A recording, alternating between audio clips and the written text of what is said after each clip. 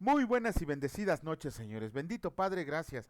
Gracias, Señor, por este tiempo que podemos pasar estudiando tu palabra, Señor, escuchando tu palabra y sobre todo, Señor, que por medio de esta lectura nos hagas hacedores de tu palabra. Te agradecemos por el día de hoy, Señor, que nos resguardas, que nos cuidas, que nos proteges en todo tiempo, Señor, y que tu misericordia es para siempre. Bendito sea, Señor, por siempre y siempre. Amén. Muy buenas noches, señores. Pues ya estamos aquí y vamos a comenzar con la lectura de la reflexión que hace nuestro hermano Raimundo. Otra vez no me peiné, miren. De que hace nuestro hermano Raimundo acerca de los versículos del día de hoy, que fue del libro de Proverbios, del capítulo 3, versículos 5 y 6, y que escrito está: Fíate del Señor de todo tu corazón, y no te apoyes en tu propia prudencia. Reconócelo en todos tus caminos, y Él enderezará tus veredas. Así es la mejor forma de empezar toda actividad, enfocando todo nuestro ser a la obediencia, porque lo primero es la presencia de Dios en todo lo que hacemos, para que se derrame su poder y se enderecen nuestros caminos hacia el éxito de todo lo que se emprenda, porque así lo expresa su verdad absoluta. Amado, ruego en oración que seas prosperado en todas las cosas y que tengas salud, así como prospera tu alma. Por eso nuestro Maestro Jesús daba la instrucción precisa: sígueme, levántate, esfuérzate, no mires atrás, y muchas más. Si lo hacemos así, nuestro Padre Eterno se gozará con nosotros porque andamos en su verdad, y por lo tanto no perderemos el fruto de nuestro trabajo y recibamos la recompensa completa. Aleluya. Sí, como bien lo dice el hermano Raimundo, desde que nos levantamos, lo primero que tenemos que hacer es darle gracias a Dios por el nuevo día, por levantarnos, porque por su misericordia no hemos sido consumidos. Esa es una cosa que tenemos que aprender todos nosotros, acerca de que tenemos que darle gracias por todo, siempre, en todo momento. Muchas veces pensamos que lo que hace el Señor es injusto, muchas veces pensamos que por qué nos pasan estas cosas, y sin embargo, nunca vemos más allá del plan del Señor, que todo lo que nos pasa es para bien.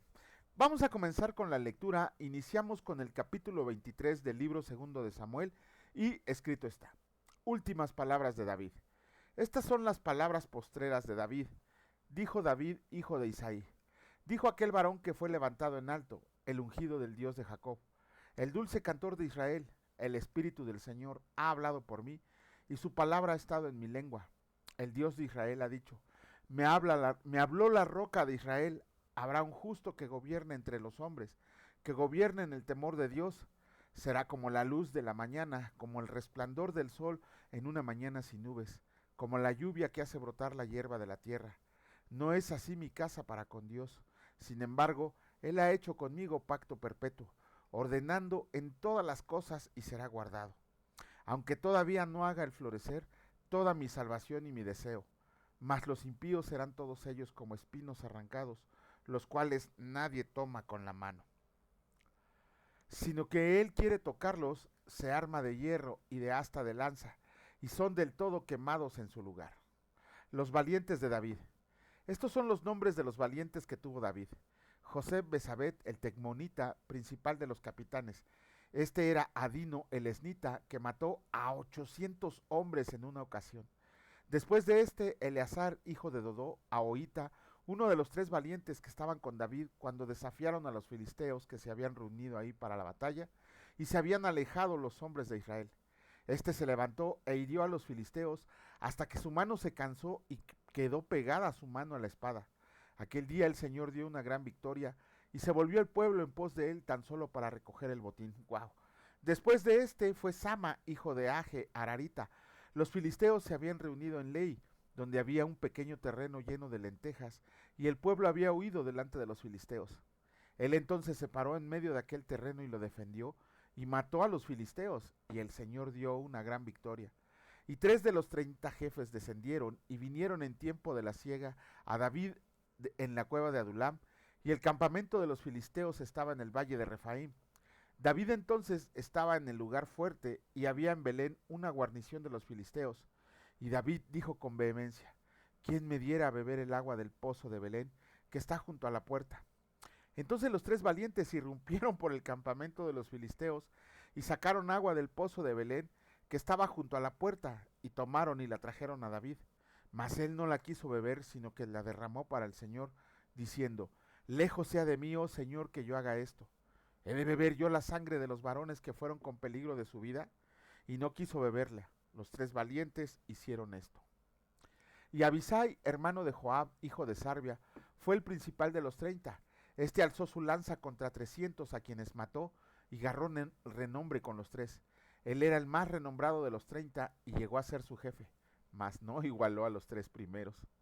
Después Benaya, hijo de Joyada, hijo de un varón esforzado, grande en proezas, de Capsel, este mató a 2 leones de Moab, y él mismo descendió y mató a un león en medio de un foso cuando estaba nevando. También mató él a un egipcio, hombre de gran estatura, y tenía el egipcio una lanza en su mano, pero descendió contra él con un palo, y arrebató al egipcio la lanza de la mano, y lo mató con su propia lanza. Esto hizo Benaya, hijo de Joyada, y ganó renombre con los 3 valientes. Fue renombrado entre los 30, pero no igualó a los 3 primeros. Y lo puso David como el jefe de su guardia personal. Asael, hermano de Joab, fue uno de los 30. Elanán, hijo de Dodó de Belén, Sama Arodita, Elica Arodita, El Espaltita, Ira, hijo de Iques, Tecoita, Abieser Anatotita, Mebunai Usatita, Salmón Ahoita, Maharai Netofatita, Eleb, hijo de Baana, Netofatita, Itai, hijo de Ribal, de Gabaa, de los hijos de Benjamín, Benaya Piratonita, Idai del arroyo de Gaz, Abi Albón Arbatita, Asmabel Barumita, Eliaba Saalbonita, Jonatán de los hijos de Jasén, Sama Ararita, Ayam hijo de Sarar Ararita, Elifelet hijo de Asbai, hijo de Maaca, Eliam hijo de Aitofel, Gilonita, Esrai Carmelita, Parai Arbita, Igal hijo de Natán de Soba, Bani Gadita, Selec Amonita, Naarai Beerotita, escudero de Joab, hijo de Sarbia, Ira y Trita, Gareb y Trita, Urías Eteo, 37 por todos. Perdón, no le cambié aquí, híjole, no le cambié a la lámina, pero vamos a comenzar con el capítulo 24 del libro segundo de Samuel, y escrito está: David censa al pueblo. Volvió a encenderse la ira del Señor contra Israel, e incitó a David contra ellos a que dijera: ve, haz un censo de Israel y de Judá. Y dijo el rey a Joab, general del ejército que estaba con él: recorre ahora todas las tribus de Israel, desde Dan hasta Beerseba, y haz un censo del pueblo para que yo sepa el número de la gente. Joab respondió al rey: añada el Señor tu Dios al pueblo 100 veces tanto como son, y que lo vea mi señor el rey. Mas, ¿por qué se complace en esto mi señor el rey? Pero la palabra del rey prevaleció sobre Joab y sobre los capitanes del ejército. Salió pues Joab con los capitanes del ejército de delante del rey para hacer el censo del pueblo de Israel, y pasando el Jordán, acamparon en Aroer, al sur de la ciudad que está en medio del valle de Gad, y junto a Jazer. Después fueron a Galad y a la tierra baja de Otzi, y de ahí a Danján, a los alrededores de Sidón. Fueron luego a la fortaleza de Tiro y a todas las ciudades de los heveos y de los cananeos. Y salieron al Negev de Judá en Beerseba. Después que hubieron recorrido toda la tierra, volvieron a Jerusalén al cabo de 9 meses y 20 días. Y Joab dio el censo al pueblo al rey, y fueron los de Israel 800,000 hombres fuertes que sacaban espada, y los de Judá 500,000 hombres. Después que David hubo censado al pueblo, le pesó en su corazón, y dijo David al Señor: yo he pecado gravemente por haber hecho esto. Mas ahora, oh Señor, te ruego que quites el pecado de tu siervo, porque yo he hecho muy neciamente. Y por la mañana, cuando David se hubo levantado, vino palabra del Señor al profeta Gad, vidente de David, diciendo: ve y di a David, así ha dicho el Señor: 3 cosas te ofrezco, tú escogerás una de ellas para que yo la haga. Vino pues Gad a David y se lo hizo saber, y le dijo: ¿quieres que te vengan 7 años de hambre en tu tierra? ¿O que huyas 3 meses delante de tus enemigos y que ellos te persigan? ¿O que 3 días haya peste en tu tierra? Piensa ahora y mira qué responderé al que me ha enviado. Entonces David dijo a Gad: en grande angustia estoy, caigamos ahora en manos del Señor, porque sus misericordias son muchas, mas no caiga yo en manos de hombres.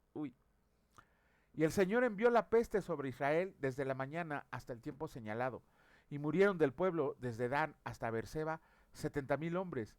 Y cuando el ángel extendió su mano sobre Jerusalén para destruirla, el Señor se arrepintió de aquel mal, y dijo el ángel que destruía al pueblo: basta ahora, detén tu mano. Y el ángel del Señor que estaba junto a la era de Arauna Jebuseo. Y David dijo al Señor, cuando vio al ángel que destruía al pueblo, yo pequé, yo hice la maldad. ¿Qué hicieron estas ovejas? Te ruego que tu mano se vuelva contra mí y contra la casa de mi padre. Y Gad vino a David aquel día y le dijo, sube y levanta un altar al Señor en la era de Arauna Jebuseo. Subió David conforme al dicho de Gad, según había mandado el Señor. Y Arauna miró y vio al rey y sus siervos que venían hacia él. Saliendo entonces Arauna, se inclinó delante del rey rostro a tierra, y Arauna, y Arauna dijo, ¿por qué viene mi señor el rey a su siervo? Y David respondió, para comprar de ti la era, a fin de edificar un altar al Señor, para que cese la mortandad del pueblo. Y Arauna dijo a David, tome y ofrezca a mi señor el rey lo que bien le parezca. He aquí bueyes para el holocausto, y los trillos y los yugos de los bueyes para leña. Todo esto, oh rey, Arauna lo da al rey. Luego dijo Arauna al rey, el Señor tu Dios te sea propicio. Y el rey dijo a Arauna, no, sino por precio te lo compraré, porque no ofreceré al Señor mi Dios holocaustos que no me cuesten nada. Entonces David compró la era y los bueyes por 50 siclos de plata, y edificó ahí David un altar al Señor, y sacrificó holocaustos y ofrendas de paz. Y el Señor oyó las súplicas de la tierra, y cesó la plaga en Israel. Con esto terminamos la lectura del Antiguo Testamento del día de hoy. Con esto terminamos los libros de Samuel. Recuerden que les había dicho que primero y segundo de Samuel en la Biblia hebrea es un solo libro. Aquí lo dividen en dos, la Reina Valera 1960, para un mejor estudio. Bueno, lo dividió desde antes Casiodoro de Reina y Cipriano de Valera para un mejor estudio. Pero aquí lo que vemos en estos capítulos es que en el capítulo 23 vemos, híjole, ese capítulo me encanta, independientemente de las palabras de David, que está agradeciendo al Señor por todo lo que le había dado, por todo lo que le había librado. Este capítulo me encanta porque nombra a 37 personas que eran los valientes de David, así se les conoce, los valientes de David.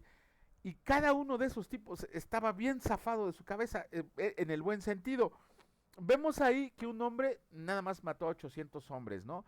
Vemos ahí uno que se le quedó la espada pegada en la mano, o sea, se le quedó agarrotada la mano en la espada por defender un campo. Vemos otro que defendió un campo de lentejas y el Señor les dio la victoria. Vemos otro que mata a un egipcio, a un gigante, con un palo. No fue al egipcio. ¿Sí fue al egipcio o fue a otro gigante? No, me estoy confundiendo. A ver, vamos a ver. Aquí está los valientes de David. El egipcio, sí. Sí, sí, fue al egipcio. Este hombre vio a un egipcio del tamaño de Goliat que traía una lanza y baja con un palo.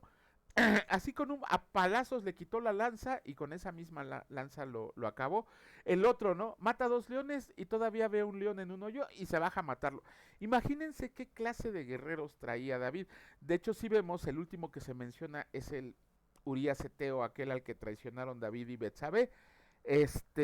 Pero la clase de hombres que traía de David no solo eran leales, sino que eran unos guerrerazos. Por eso les digo, cuando leímos la huida de David, de que venía Absalón a tomar el trono, me sorprende que David se haya alejado. De hecho, todos todos sus valientes le dijeron, pues vamos a quedarnos y a darles en la torre, ¿no? Pero David no quiso. Ahí nos estamos dando cuenta que era que el amor por el que sentía por este Absalón, su hijo.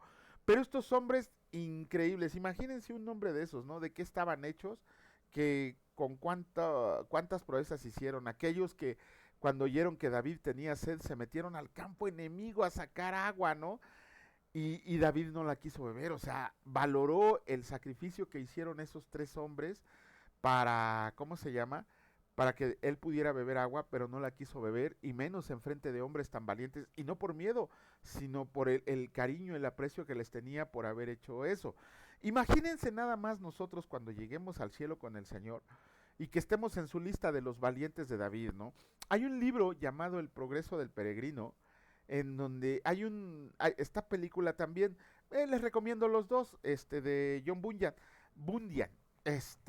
hay un capítulo que hasta me hace así, me dan escalofríos, de un señor que llega a donde hay como un campo de batalla y le preguntan su nombre, ¿no? Y el nombre que él da le dice a la persona que está escribiendo en el libro, póngale sin miedo, y agarra un escudo y una lanza y se empieza a pelear con demonios, y cuando los acaba se va directo al cielo. Ay, híjole, imagínense que fuéramos ese tipo de gente que de verdad nada nos diera miedo, que no cuando nos cuestionan, cuando nos dicen, cuando nos critican, ahí andamos escondiéndonos, que cuando nos queremos levantar a predicar el evangelio nos da vergüenza, ¿no? Eh, Deberíamos de tomar el ejemplo de estos cuates que no le tenían miedo a nada y que nosotros pudiéramos predicar el evangelio sin miedo, que llegáramos ahí al cielo con el Señor y que dijeran, mire, ahí viene fulano, este cuate no tenía miedo de lo que le dijeran o que le hicieran y siempre estuvo predicando el evangelio. Hay que tomar el ejemplo de estos cuates, así zafaditos de la cabeza como estaban, así nosotros hay que levantarnos como guerreros poderosos para el reino del Señor. Y en el capítulo 24 vemos ahí una cosa, lo vamos a comprender mejor, no me quiero adelantar, lo vamos a comprender mejor cuando leamos Crónicas. En Crónicas es la historia de los reyes de Judá, en Reyes es la historia de Israel y de Judá cuando se dividen por culpa de Salomón, y en Crónicas es la historia de todos los reyes de Judá. Cuando lleguemos allá y veamos el censo de David, vamos a comprender un poquito mejor por qué David hizo ese censo.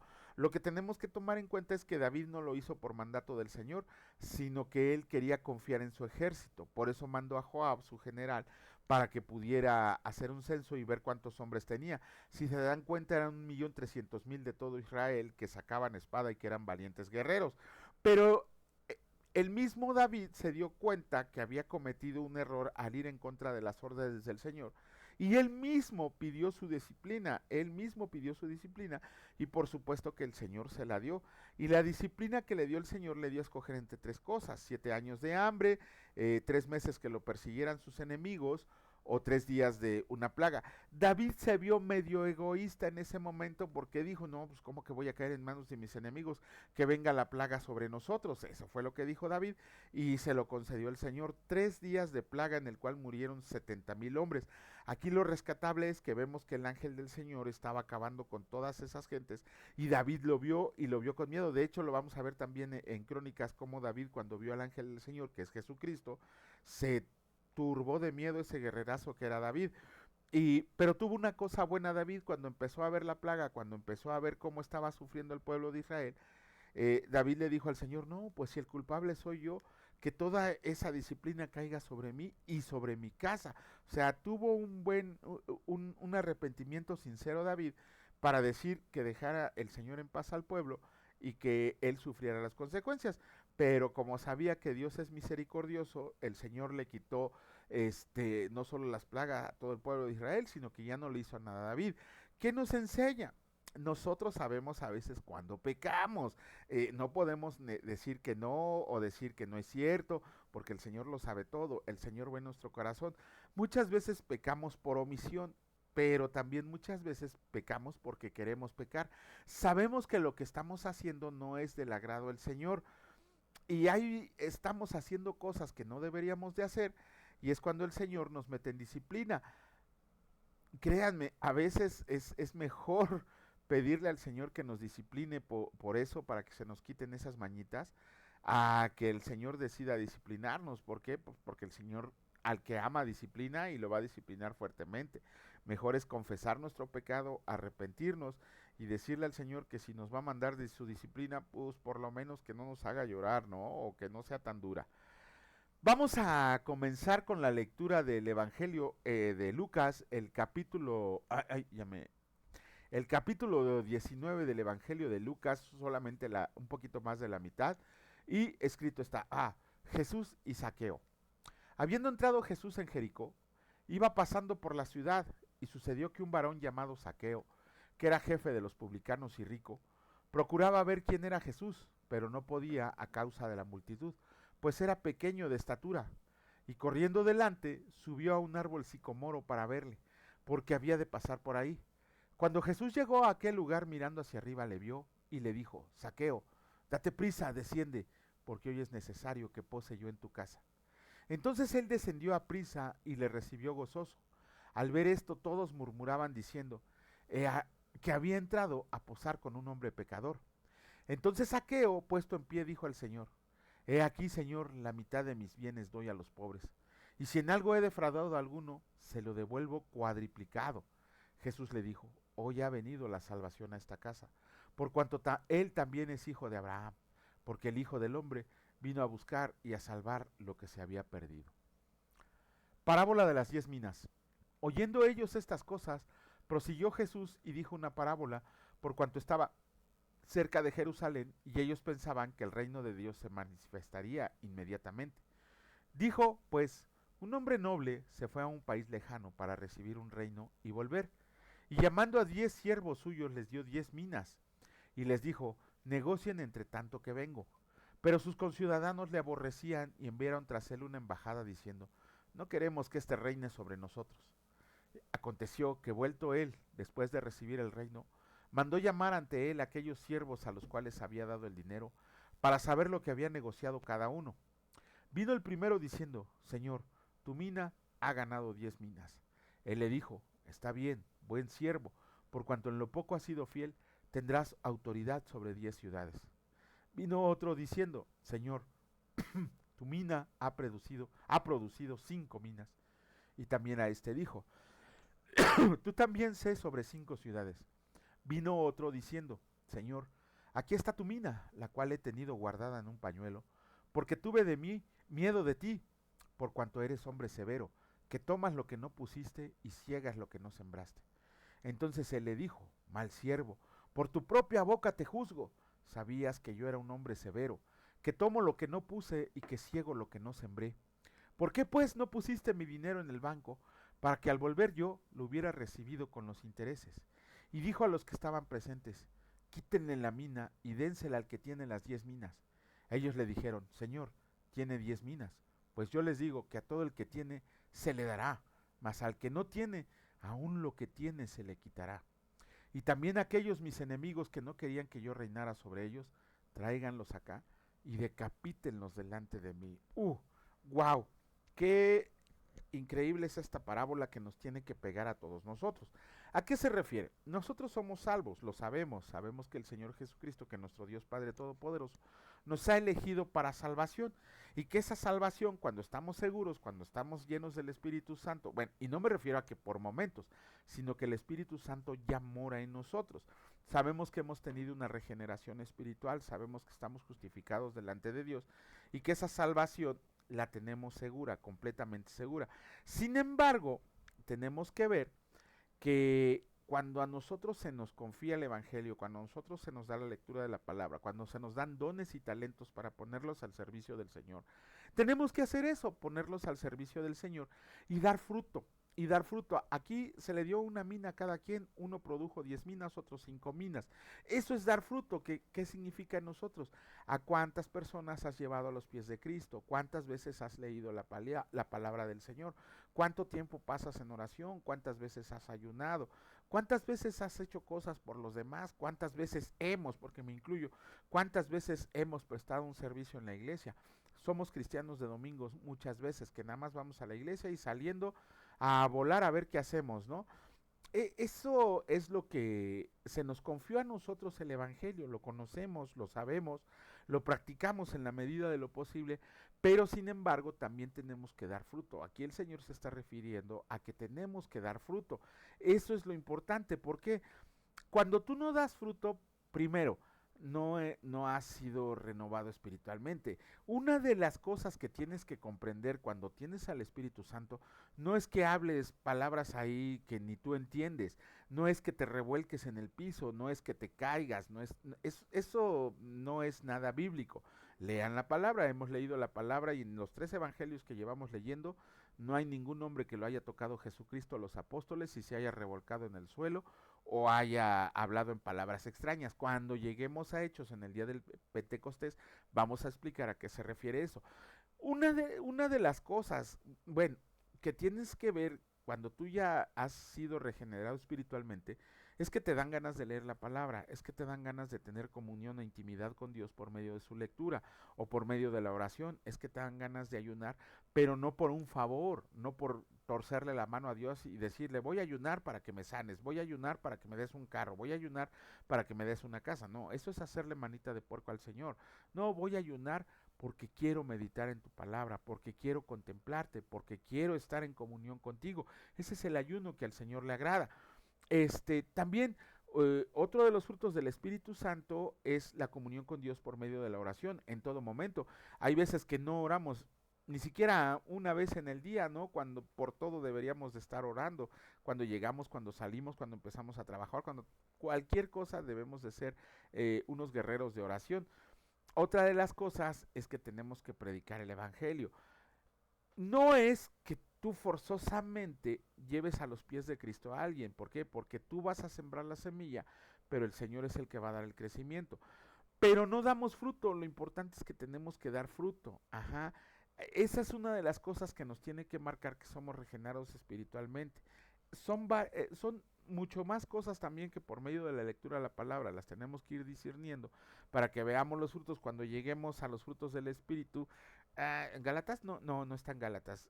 En Efesios, no sé si está. Bueno, está en Romanos 1 y el otro que está en Efesios. Bueno, no recuerdo ahorita, pero vamos a ver cómo esos frutos se manifiestan por medio del Espíritu Santo.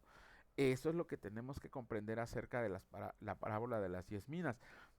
Ahí también, híjole, ahí está durísimo porque a los enemigos del Señor Jesús, les va a ir como en feria, ¿no? El rey que se fue, el rey, es una analogía de Dios, y aquellos sus enemigos es una analogía en ese entonces del pueblo judío.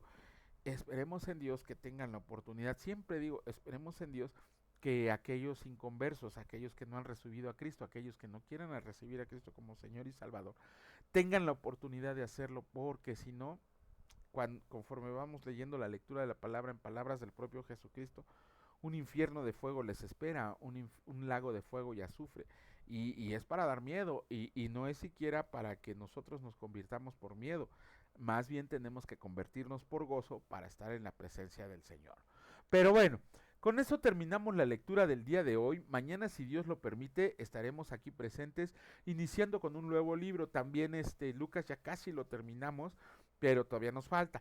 De Samuel, ya acabamos los libros de Samuel, mañana iniciaremos con los libros de Reyes. Bendito Padre, gracias, gracias porque nos has dado la fuerza y la entereza para seguir adelante en este camino, Señor, porque nos has puesto como atalayas a todos nosotros para llevar tu luz de la palabra a todo el mundo.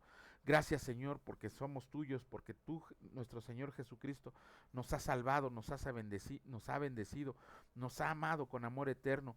Nosotros te amamos, Señor, porque tú derramaste tu amor primero sobre cada uno de nosotros. Señor, haznos inteligentes espiritualmente para que podamos comprender las verdades de tu palabra, que no hablemos o digamos cosas solamente por decirlas, sino que sepamos que con seguridad es lo que está inscrito en ti, en lo que tú nos has dejado, en la palabra que nos has dejado. Te agradecemos, Señor, porque aún en este día nos diste la oportunidad de leerla, de meditarla, de tratar de comprenderla, Señor, porque sabemos que tú nos vas a ir aclarando todas nuestras dudas. Te agradecemos, Señor, también por la diaria provisión con la que nos llenas y llenas nuestros hogares, Señor, por resguardar a toda nuestra familia, a todos nuestros amigos, a todos nuestros seres queridos, por resguardar nuestro hogar, Señor, porque tú lo cuidas y tú lo proteges, y sobre todo, Señor, porque el agua no escasea en nuestra casa y tampoco el alimento ha faltado ningún día desde que tú estás con nosotros. Gracias, mi Dios Padre Todopoderoso, te alabamos y te bendecimos en el precioso nombre de tu Hijo Cristo Jesús. Amén. Que Dios los bendiga, señores, y si Dios lo permite, nos vemos el día de mañana. Cuídense mucho, hasta luego.